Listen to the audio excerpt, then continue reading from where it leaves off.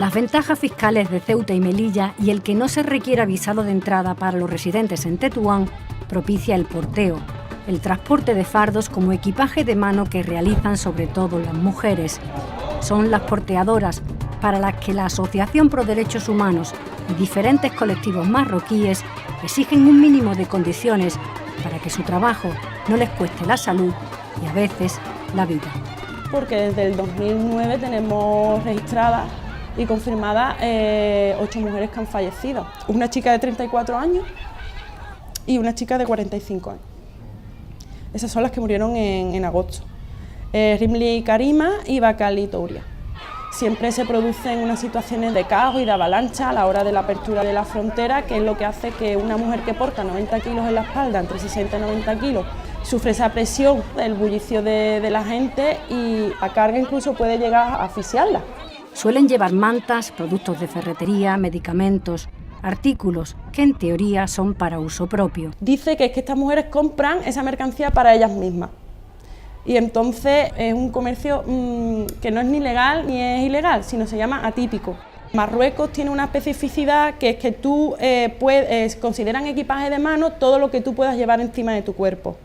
Entonces cuando tú utilizas un transporte es otro tipo de equipaje y ya tendrías que ir a Tánger.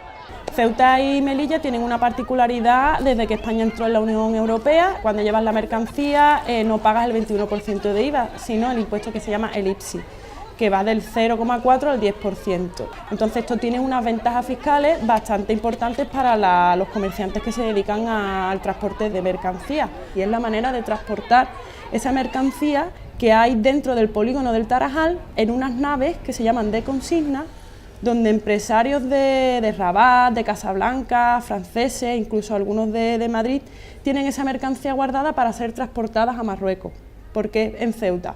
Porque si no tendrían que ir a Tánger y en Tánger sí tienen que pagar ese impuesto. Lo que es el porteo le aporta a Ceuta unos 400 millones de euros al año según un estudio de la Universidad de Granada. Por un lado son una molestia porque molestan a la hora de pasar y por otro lado son necesarios para la economía, tanto de un lado como de otro. Son personas que entran sin ningún tipo de visado, entran legalmente en el Tarajal o entran legalmente en Ceuta, ya que para los ciudadanos de Tetuán no se le pide un visado para entrar, por tanto es muy difícil calcular cuánta gente, depende del día, depende de muchas circunstancias. En una ciudad de 80.000 habitantes y de creo que son 14.000 kilómetros cuadrados, hay un Decathlon, hay un Lidl, hay un Carrefour, hay un Mercadona y el Lidl es el que más vende de Europa. Eso es producto del trabajo del porteo, del trabajo de las mujeres. Y normalmente lo que ellas suelen cobrar por ese bulto va entre 10 y 15 euros. Es un trabajo que deja graves secuelas, que no está reconocido ni valorado, pero es la única opción. No existe un perfil homogéneo, lo que todas tienen en común es que tienen responsabilidades familiares y son la única fuente de ingresos que entran en casa. Su jornada laboral normalmente empiezan a las 2 o a las 3 de la mañana, porque entre que se levantan, lo dejan todo preparado, dejan a los niños en el cole o alguien que vaya a llevar a los niños al cole, buscan a las compañeras para coger al taxi, llegar hasta la frontera y ya esperar a poder acceder al polígono, pasan muchas horas. Y si tú las ves a la cara, pues mujeres que pueden tener 40 años parece que tienen 60 o tienen 65. Siempre te dicen que ellas lo que quieren es hacer su trabajo con dignidad y que se les reconozca su trabajo, que no existe esa arbitrariedad para saber si pueden trabajar o no pueden trabajar ese día y que están hartas de los abusos. Tanto el gobierno español como el gobierno marroquí conocen de sobra este problema y lo conoce todo el mundo, basta con pasar por la frontera que en 5 minutos no hace falta ningún informe ni de nuestra asociación, de ningún lado, para darse cuenta de lo que está ocurriendo allí. La celebración de unas jornadas en Tetuán y otras en Mártil, en las que participaron asociaciones de defensa de los derechos humanos y de la mujer, tanto de España como de Marruecos, supuso el arranque de una campaña reivindicativa. Nadie hablaba de este problema hasta el 2012, que sale la declaración de Tetuán. A partir de ahí hemos empezado nosotros, la Asociación Pro Derechos Humanos y otras asociaciones, pues a indagar y a intentar sacar a la luz este problema. Hoy en día hemos conseguido también que los medios de comunicación marroquíes que empiezan a hablar de estos temas, algún partido político en Marruecos empieza a hablar de estos temas que antes era un tema tabú. Para nuestras autoridades lo más fácil es cerrar la frontera y esperar a ver qué es lo que ocurre luego, a ver qué chapuza van a hacer luego. La última vez que se cerró temporalmente la frontera al porteo fue el pasado mes de agosto. Parece que siempre tiene que fallecer una persona para que se reúnan ambos gobiernos y hablen de este tema. El paso del Tarajal 2 tiene el paso muy chico, o sea, hace un embudo donde hay muchas personas que se concentran en un lado y cuando lo sueltan o le abren la frontera para pasar y ahí donde ocurren pues heridos, muertos. La campaña La injusticia a la espalda propone un decálogo de medidas para corregir este drama. En primer lugar, que se reconozca el trabajo de estas personas y que sea como una relación laboral en condiciones. En segundo lugar, y muy importante, el respeto a los derechos humanos. Fíjate, una cosa muy sencilla. Hay tantas personas que entran y salen diariamente. En un kilómetro apenas hay un grifo de agua donde puedan beber. Apenas hay unos servicios donde puedan hacer sus necesidades. Apenas hay sombra donde puedan pasar. Por tanto, lo que estamos reivindicando nosotros es algo sencillo, lógico y se puede hacer perfectamente. Sencillo, lógico, factible y además urgente.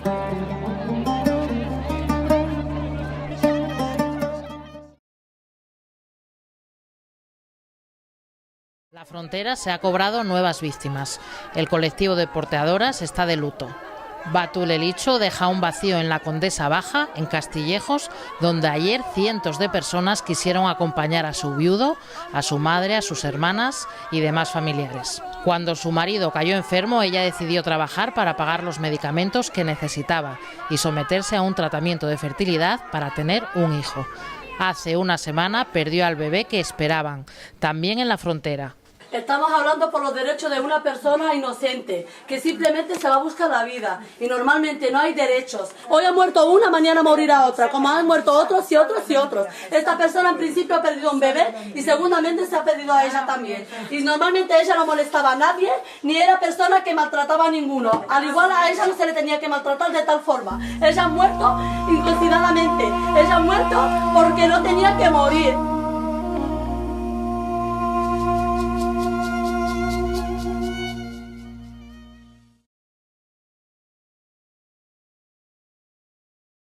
El caso de la muerte de dos mujeres en 2009, como refleja la moción, no es un caso aislado. Soat El Hatabi fallecía aplastada, tenía 22 años y un hijo de 4 años. Hacía un mes que trabajaba como porteadora, estaba separada y no recibía ninguna pensión de su marido. La avalancha que se desató en el paso fronterizo del Tarajal el 23 de marzo de 2017 acabó con su vida. El informe de su autopsia determinó que había muerto por aplastamiento.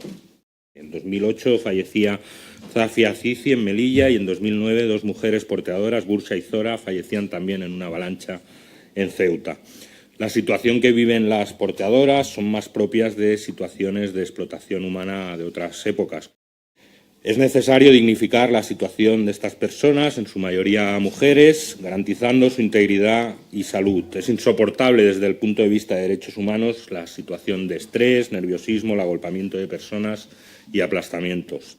Si el paso fronterizo ya es de por sí un problema, este se agrava además por el hecho de no contemplarse de una manera digna y humana las necesidades básicas de este comercio atípico.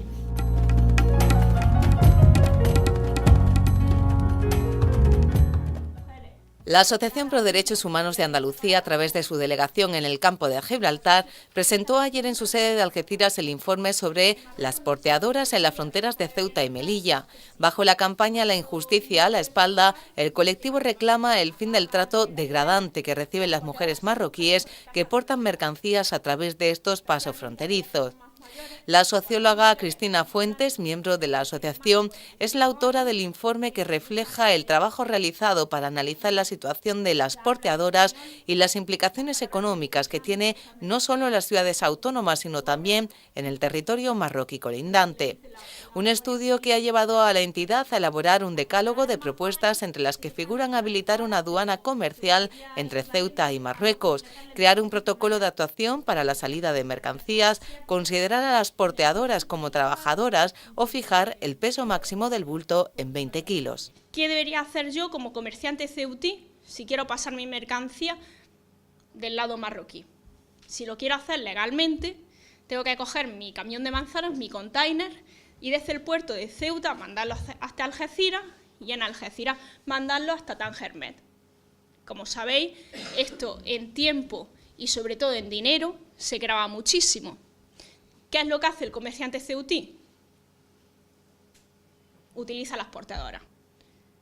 Entonces las porteadoras, de manera alegal, llenan sus fardos, como los podéis ver aquí, y sacan esa mercancía. Sí. Esto es contado de manera pues bastante idílica y casi parece una justificación de por qué existen las porteadoras, ¿no? Parece que lo estoy justificando.